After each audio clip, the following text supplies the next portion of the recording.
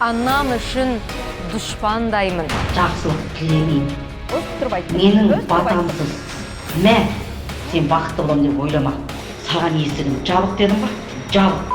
Мынандай сөзден кейін қызыңыз сіз қалай оралады деп күтесіз?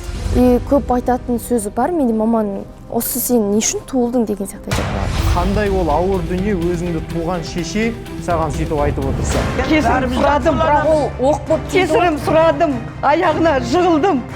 Хотя болсын қызым қайдасын деп жазама деп те күттім, но бірақ ондай болған жоқ. Араласқым келмейді маған уже. Aycan çıkara çeşimin amandasın şey. Sonda çeşi kanın düşüp öldürdü beni. Yestedik etmeysin diye.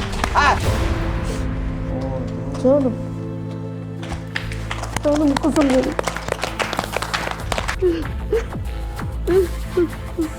Боқтасам да, айғайласам да бұл маған керек. Басқа ешкімге керек емес.